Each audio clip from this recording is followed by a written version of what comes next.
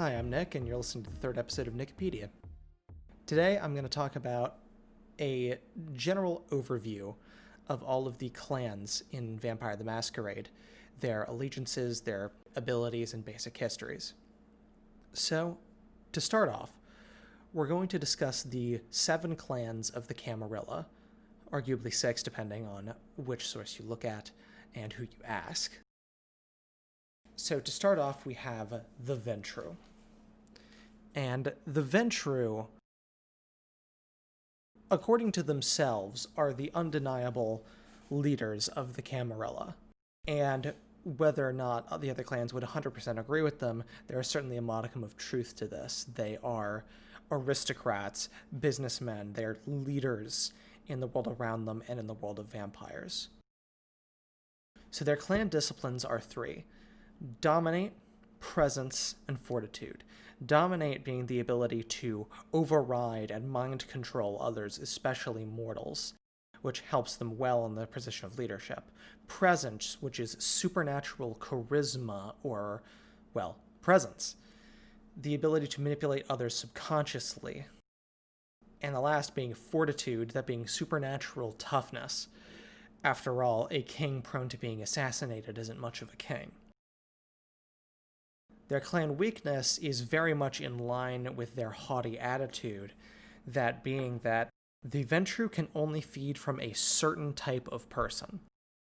What this is depends entirely on the individual. It's different from Ventrue to Ventrue. For one Ventrue, it may be only people from a certain city. For another Ventrue, it may be only women below 20, right? Or any number of things. Ventrue simply cannot ingest blood of any other type. They will vomit it back up. Their body will reject it.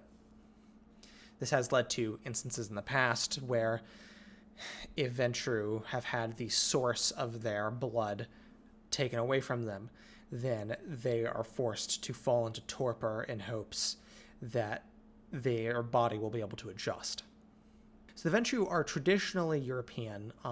Many of the clans are, although the Ventrue are perhaps the most so, as the Ventrue clan has its strongest hold in Europe, especially Northern and Western Europe, by far of any of the clans. And they had a very, dominant position in the Dark Ages because of it. Additionally, speaking of the Dark Ages, the Ventrue really were the ones that started the Camarilla out of the ashes of the Inquisition. They were the ones that really brought all of their vampiric brethren together and decided that this organization should be founded. And of course, they offered themselves to lead it and pretty much have been doing so since its creation. And finally, as anyone in a position of leadership is, some people will hate the Ventrue. Now, the Ventrue would sell it that they're only hated because they are the ones that have to take charge and the others are just jealous, but the Ventrue absolutely use their domineering position in the Camarilla to punch down on some of the other clans. And for this reason, the Ventrue have a very poor reputation personally amongst many of the other clans, even if they will still listen to their decisions at the end of the day. Next up is the Toreador, and to simplify this, if you've ever read an Anne Rice novel, that's essentially what the Toreador are like. The Toreador are the pretty boys, the beautiful vampire princess, the tortured undead artist. These are the haunts of the Toreador. Now, their disciplines are presence, that being that supernatural charisma, and they really use it to full effect, perhaps more so than any other clan, because they are the most social, the most outgoing of any of the other types of vampires. Next is Auspex, the ability to see the unseen. The Toreador also make good use of this, for the Toreador, as much as they like to come off as ditzy partygoers, they use their sociability to get information and to get an understanding of their environment around them. At least the Toreadors that succeed do this. And finally, celerity, supernatural speed. And while this does allow a Toreador to be quite the fearsome opponent if threatened, Most Toreadors simply use it to do their things in their everyday life much faster, such as sculpting a sculpture or painting a beautiful painting. The clan weakness, in a very romantic sense, is that the Toreador are entranced by beauty. A Toreador, upon coming upon a fine painting, might stare at it for quite literally hours, unable to tear themselves away from it. And unfortunately for the Toreador, this is not really relevant to context. A Toreador seeing a lovely field of flowers will stop and stare. A beautiful sculpture, perhaps, or a lovely sunrise, even. And several Toreador have found their end this way. Now, the Toreador are also a founding Camarilla clan, even to the point that some have made the comparison of if the Ventrue is the king of the Camarilla, then the Toreador is most certainly the queen. And the Toreador have always been very strong supporters of the Camarilla, and very strong supporters of the Masquerade, especially considering that their social nature really requires it. To the point that the Harpy of the Camarilla, that being a trendsetter of the Camarilla, not an official position, but an unofficial one that's always present, is almost always going to be a Toreador. Finally, an off note is that there is a large number of Toreador Antitribu, that being Toreador that do not belong to the Camarilla, but rather have defected to the Sabbat. And a note must be made that Toreador of the Sabbat are possibly some of the most deranged creatures in existence, for they take all of that creativity and artistic value and they apply it to their slaughter, to their torture. Truly, some of those horrific things to exist in the world of darkness have been performed by a Toreador of the Sabbat. Now, on to the Gangrel. The Gangrel are possibly the most animalistic of the clans, quite literally. They are beasts, hunters of the night, champions of the wilderness. And they are unique in this, in that they are averse to the city life that is so common amongst kindred, preferring the countryside instead. Now, for their clan disciplines, they possess the discipline of animalism, that being the ability to control and talk to animals. A very valuable trait to have when living in the wilderness, and owing to much of the Gangrel's unique flavor. Then they have Protean. This discipline is not impossible to learn by other kindred, however, they are the only clan that learns it naturally. And Protean is the ability to change and shapeshift into animals, or even just parts of the body to create claws out of hands, or in higher applications, even to sink into the earth or turn one's body into mist. Finally, their last discipline is Fortitude, supernatural toughness. As, of course, a harsh life out in the wilderness, they need to be prepared to take a few hits. Their clan weakness is a bit of an odd one, but potentially very crippling. When a Gangrel vampire frenzies, their inner beast comes out in a more literal sense. A part of them becomes an animalistic trait. This could be a patch of fur on their body, growing in animals' ears or teeth, or having slit eyes. It could be any number of things. The problem with this is that, while temporary under normal circumstances, if they do it too much, if they frenzy too much, these traits will become permanent, and the more it happens, the more traits they will gain, to the point that Gangrel elders that have not shown the proper restraint will be unrecognizable agglomerations of animalistic traits, unable to live in human society anymore.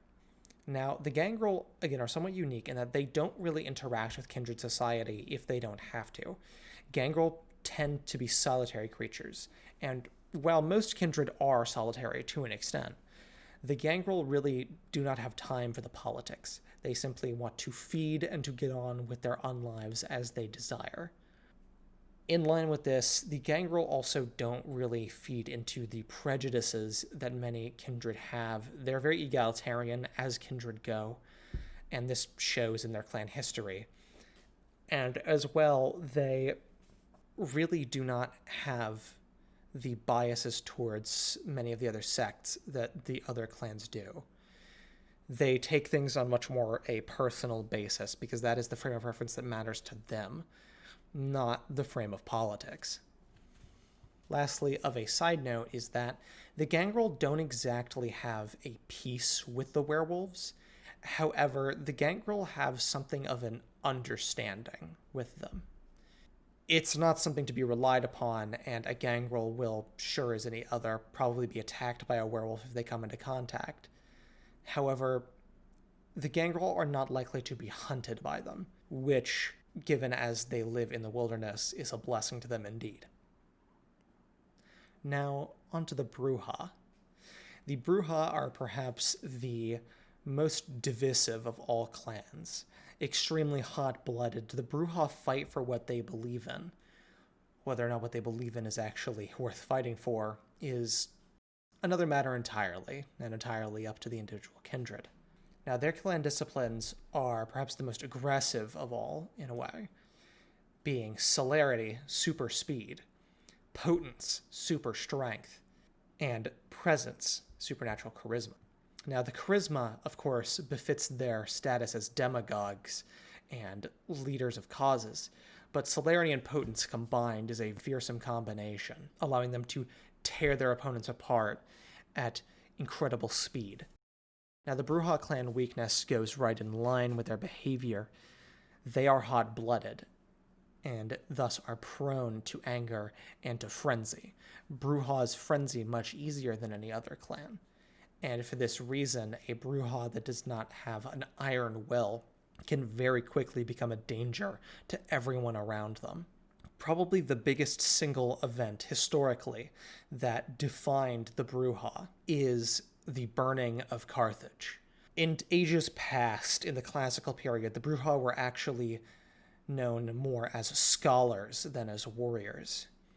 They had philosophers and champions of causes in the ancient days, thinking of new ways with which to run the world to the benefit of all. However, when a major war broke out between Rome and Carthage, the famous Punic Wars, so too did the Bruja go to war with their Ventrue rivals in Rome. As we all know, the Romans won and burned Carthage to the ground, resulting in the Bruja scattering and losing their once united scholarly front in favor of their more scattered and rebellious side. Now of note, because of this rebellious nature and this defiance of especially the Ventrue, there are a massive number of Bruja that are more of an anarch persuasion, even though they are technically in the Camarilla. In fact, it could be said that there are as many anarch Bruja as there are Camarilla. Finally, the Bruja do not really tend to make very high positions in the Camarilla, and this is in large part unfair representation of them by the Ventrue. Now, while this representation does have a grain of truth, the Ventrue largely paint them as irresponsible and untrustworthy hotheads. Now onto the Nosferatu. In some ways, they are the most monstrous of all of the clans, though they would refer to it simply as more honest, their horrific appearance being on the outside rather than contained within. Now, their clan disciplines are obfuscate, that being the ability to hide supernaturally, to defy people's attention and observation. Then animalism, the ability to control animals, often useful to them as animals can often prove a Nosferatu's only companion in the judgmental world above. And finally, potence, supernatural strength as befitting of their monstrous appearance. Now, the clan's weakness is, as I said, their horrific ugliness. Most kindred are monsters on the inside, but for the Nosferatu, there is no hiding their monstrous nature. They appear to be exactly the monsters that they are, with jagged fangs and deformed heads and bodies, pointed ears and claws. For this reason, they must hide, often making homes in the sewers or similar secluded locations in the city. Historically, the Nosferatu actually, surprisingly, have a deep history with the church. The orders of various clergy and nuns, especially a particular order of religious knights who always wore armor and masks under the guise of leprosy. They used this to serve their own ends, and some legitimately used this to aid others outcast like themselves. In the modern knights, and since the creation of the Camarilla, the Nosferatu have served as spy masters. Their propensity for an ability to hide, as well as the lack of information about their own living spaces, allows them to get information that no one else can. And for this reason, while many of the clans shun them, they are invaluable to the operation of the Camarilla, as they ensure a flow of information. Finally, there exists perhaps one of the uglier sides, quite literally, of the clan, that being the existence of Cleopatras.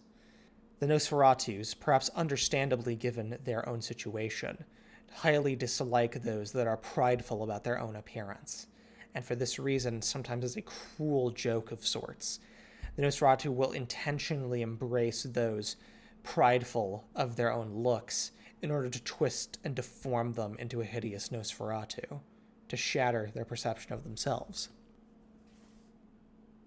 The Malkavians are perhaps the oddest of all the clans, with their, frankly, insane gibbering and strange connections to all the others of their kind. They are an invaluable, though often off-putting, member of the Camarilla.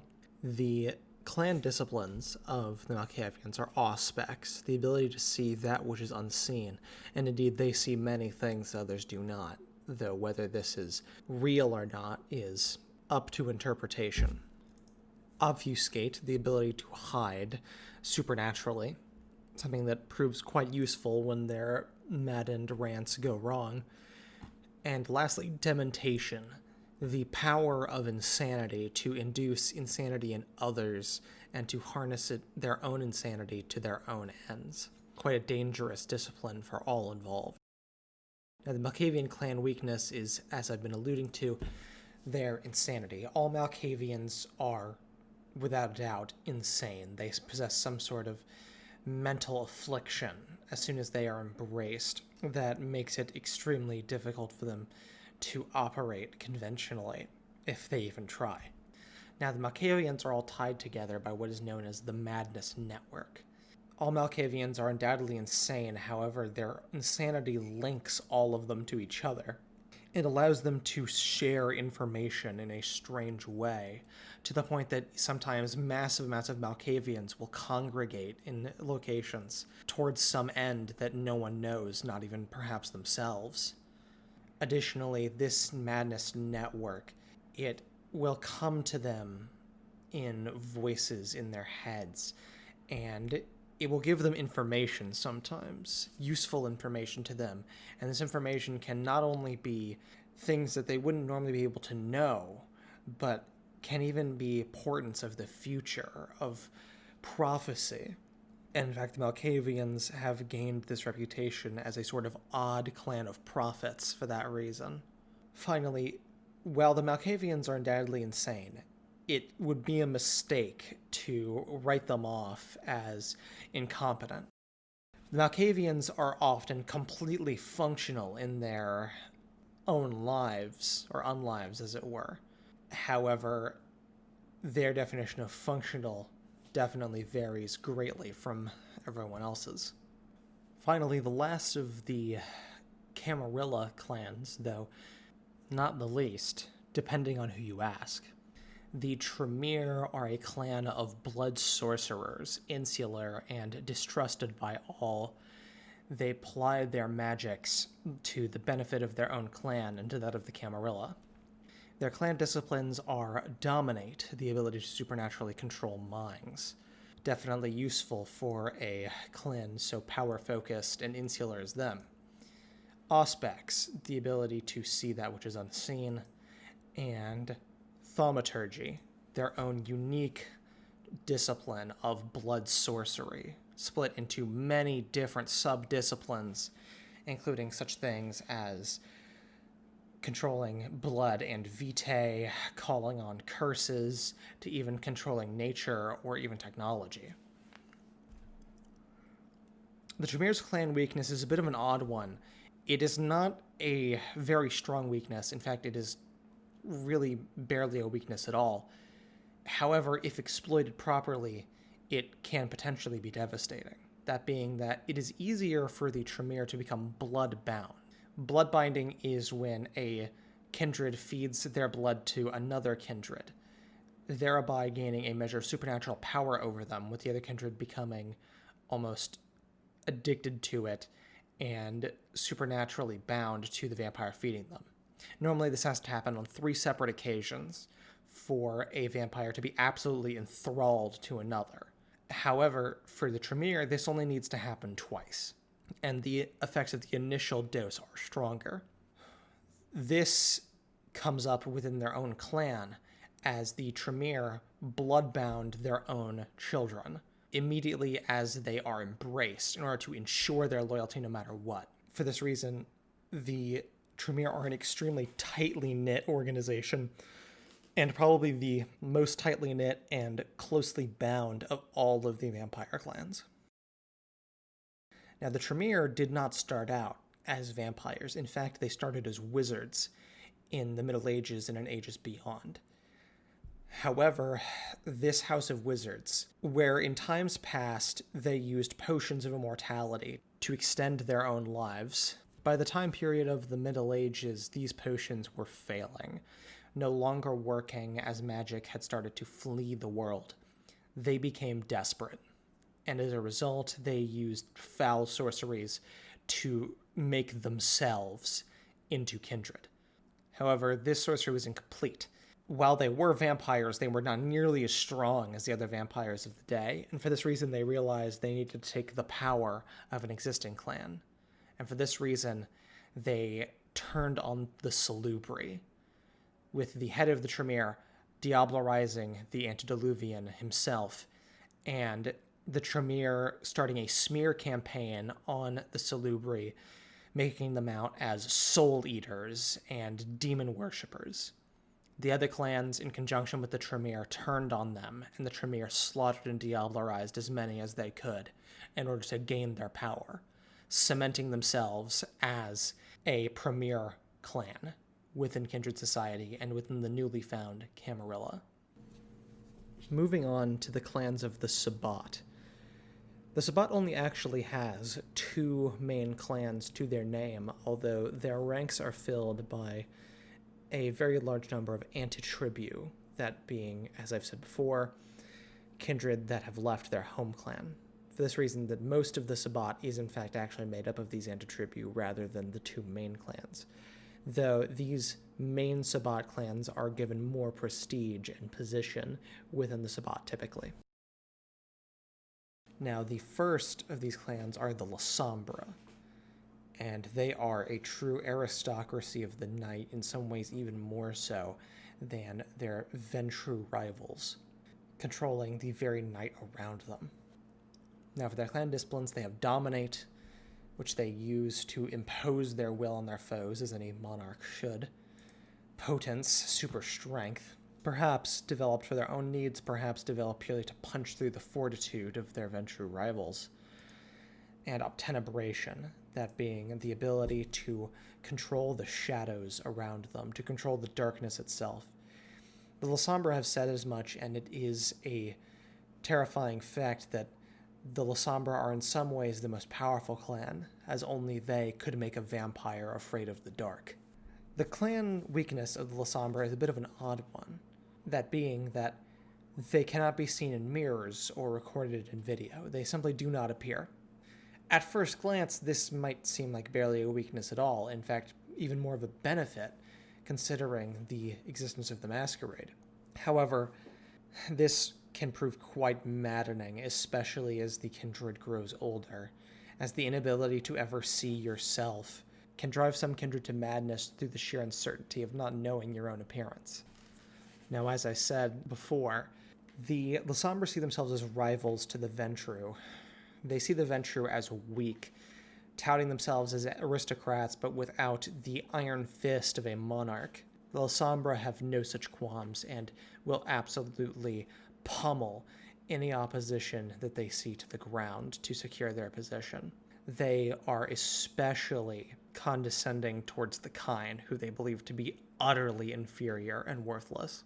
The Lasambra of note actually have strong Catholic roots, largely due to their place of origin being in Italy as their power base, as well as Spain and several Latin countries. This manifests in many proceedings within the clan, as well as the Sabbat's usage of Catholic priesthood ranks to designate their own ranks. Finally, the Lasambra of note are the biggest champions of the so-called paths of enlightenment, that being paths of morality separate from the path of humanity, the one that all kindred cling to. They opt to instead abandon their humanity, focusing on a new path of morality to fend off the beast, one that is more suiting of their lives as predators, rather than clinging to their old vestiges of humanity. The Zemesi are, in some ways, the most feared of all the clans. While the Lasambra are the aristocratic lords of the night, the Zemesi are the creatures that lurk within it. The clan disciplines of the Zemesi are auspex, allowing them to see their prey through those shadows. Animalism, to control all the various creatures that scuttle within those places. And the discipline that they are most feared for, vicissitude.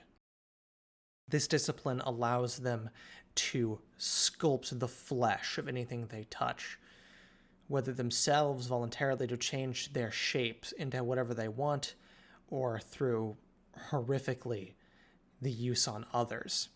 They can do this against people's will, to the point that a mere touch from a Zemesi could horribly disfigure, literally molding the flesh over their own body. Now, the clan weakness of the Zemesi, in classic Dracula-esque fashion, is that they must sleep in the earth of their homeland. Though it need not necessarily be specifically their homeland, but rather someplace that was important to them in life. In fact, to say it is Dracula-esque would be very correct, as Dracula himself, canonically, was a member of the Zemesi clan. Though it is an important distinction. The Zemesi of that time are now known as the Old Clan Zemesi, because they existed before vicissitude more or less infected the clan. They did not always use such a disgusting discipline, but it appeared sometime in the Middle Ages and spread like a disease, taking hold of the clan and creating the modern Zemesi clan. Some of these Old Clan Zemesi still exist in the modern Knights, though they are rare, and it was of this number that Dracula was a member. In fact, Zemesi elders are known most often for their honor and trustworthiness, their willingness to keep their word. Whereas in the modern Knights with the clan of vicissitude, the modern Zemesi are known for their disgusting habits, for torture, for embracing against the will, and for a complete abandonment of morals and a complete abandonment of humanity. Onto the independent clans. We start with the Assamites. The Assamites are a very interesting clan, a clan of assassins from the Middle East. They are aesthetically and culturally very different from many of the other clans. Their clan disciplines are celerity, super speed, obfuscate, the supernatural stealth, and their unique clan discipline, quietus. This will be a theme with the independent clans, with each of them having a proprietary unique discipline. Quietus, for the Assamites, as the name suggests, contains the ability to create supernatural quiet, but primarily involves the manipulation of the blood and vitae, especially of other kindred, but also of kine. Now, the clan weakness is certainly an interesting one, coming not from their own history, but rather from the curses of others. Their curse is that they can simply not diablerize. It is impossible. It will burn through their veins if they try and harming them, and even if they manage to successfully do it, they would gain no benefit. This is as the result of a curse that the Tremere laid upon them to prevent them from diablerizing, as at that point in time they were known as a group of soul eaters, that they would diablerize other kindred without any provocation, and they were outcast as murderers by the other clans. What is not known by them, however, is that the Assamites were not doing this of their own volition, but rather were cursed by a group known as the Baali, a group of devil-worshipping kindred that had cursed the Assamites who were trying to stop them with this taste for other kindred blood. Also of note, given their place of origin, the Assamites have a largely Muslim population, which has been primarily incorporated into the clan's existing beliefs. Those being somewhat pseudo-religious, they venerate their antediluvian Hakim as being higher than all the others, though not in a religious sense, but rather as a paragon to look up to. In particular, they believe that Hakim's word says that other kindred are corrupted, they are a menace to the world, and that the children of Hakim, the Assamites, must fight off these other kindred to protect the kine. Of course, the Assamites still must feed from the kine, but they see themselves as the shepherd that occasionally purges the flock and protects it from the wolves at the door that the other clans represent. The Giovanni are one of the newer clans. In fact, they are the newest clan of the 13 main clans. Coming about in the 1500s, they are a crime family with very dark and very hidden secrets, as crime families often are. The clan disciplines of the Giovanni are potence, supernatural strength, dominate, the ability to control the minds of others, quite useful in their endeavors, and in particular for them, necromancy, the ability to commune with the spirits of the dead as well as raise the corpses of such. It is their proprietary discipline, and it proves quite useful in all of their shady work. Now, the Giovanni clan weakness can prove quite a troublesome one. You see, feeding is normally quite a pleasurable experience for the mortal, the kine involved. It numbs them and makes them feel an almost orgasmic sense of sensation. This is not so for the Giovanni. Instead, the bite of a Giovanni vampire is horrifically, shriekingly painful, no matter how gently it is done. And as a result, the Giovanni are forced to take the blood they need to survive exclusively by force, something that can prove very problematic. As I said, the Giovanni started as a merchant family in Venice in the 1500s, and their leader at the time, Augustus Giovanni, was embraced into the prior Cappadocian clan. Eventually, he decided that he wanted to usurp this clan and make his clan their own. So he did, rising up and turning on the then weakened Cappadocian clan and diablerizing their leader as well as the rest of them, and creating the modern Giovanni clan by harnessing their power of necromancy. In the modern Knights, they spread out and now operate as a crime family, embracing only those within the family or within a related Giovanni subfamily. Unlike most clans, the undead members of the Giovanni are very open with this, with their living relatives, and in fact, they work with them constantly, with those showing promise being embraced. Because of this family closeness and necessity for secrecy, the Giovanni have developed a reputation for their incestuous nature, a rumor that is not at all unfounded. Moving on, the followers of Set are another quite interesting clan, in that they are as much of a cult as they are a clan. Their clan is built on a base of religious worship, that being of Set himself, as the name would imply.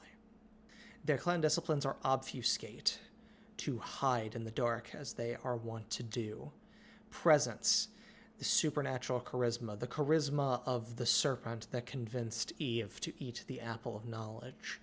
And serpentis, their unique discipline, which allows a variety of things, including shape-shifting into the form of a vampiric serpent, or creating a poisoned blood, or even removing one's own heart so that one may never be staked. Now, their clan weakness, befitting their status as serpents of darkness, is that they are extremely sensitive to light. Not just the sunlight that all kindred are weak to, though they are especially weak to it, but even just bright lights prove to be very uncomfortable for them. So a lot of them will even wear shades at night for this reason. Now, the followers of Set worship their antediluvian Set in the capacity of the Egyptian god Set of the same name. They hold that this is the same figure, though other kindred will often dispute this. And the clan is built as a cult, with the elders being higher in the religious hierarchy and inducting newer members into this cult. They often convert new members into the clan, embracing them. But the difference is that the Setites do not embrace on a whim. The Setites will scout and bring people into the cult long before they ever are embraced and turned into full vampires. And they often do this through the manipulation of people's vices. Many that join the clan are drug addicts or people with various sorts of addictions or needs, and the clan will often feed them these vices, only to tear it away from them.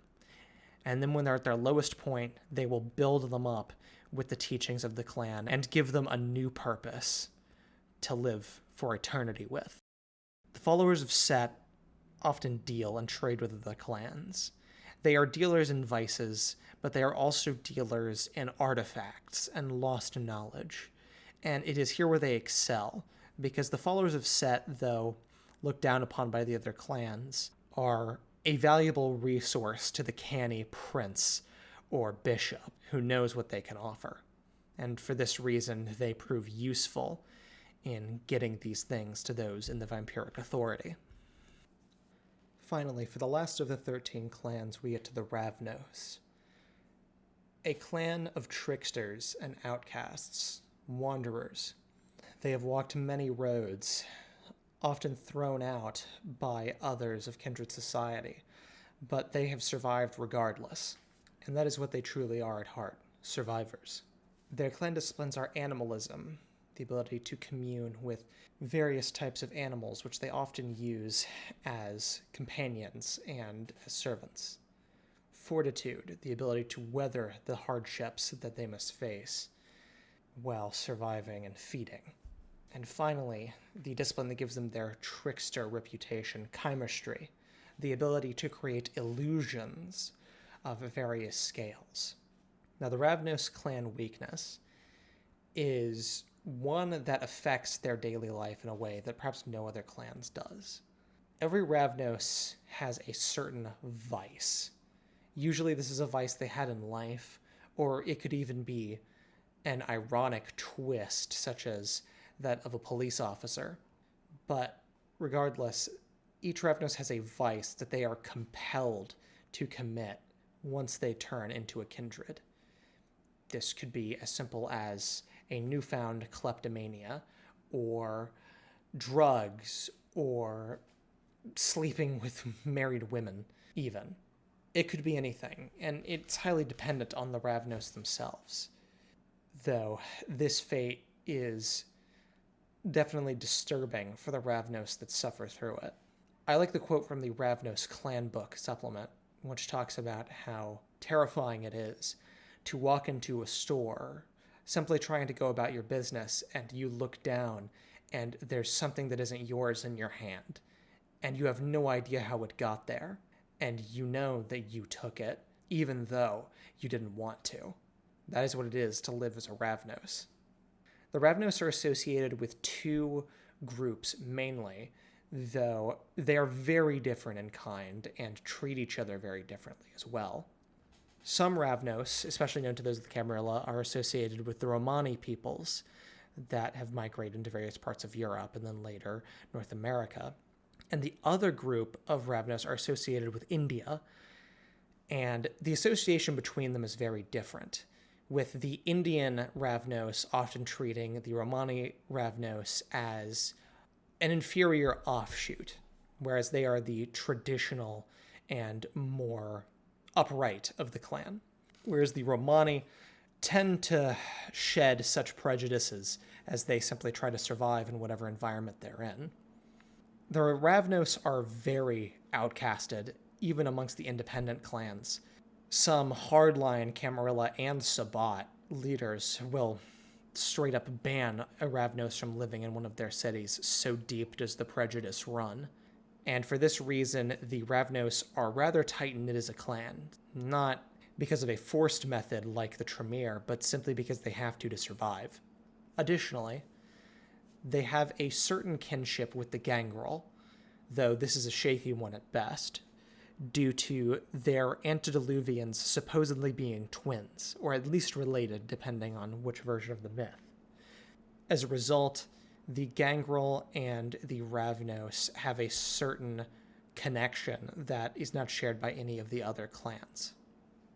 And finally, the Ravnos in the Modern Knights are a very small clan, and this is due to the fact that in the year 1999, the antediluvian of the Ravnos woke up, and in a massive coalition of the various supernatural forces of this planet, he was destroyed and put to the final death. The essential psychic shock passed down through the bloodline of their antediluvian dying in such a violent manner caused many of the Ravnos to fall ill, and many of the clan, especially the elders, to die in 1 week. As a result, the Ravnos are a scattered clan with few members, just trying to survive with what they have left in the Modern Knights. And that is it for all 13 clans of Vampire the Masquerade.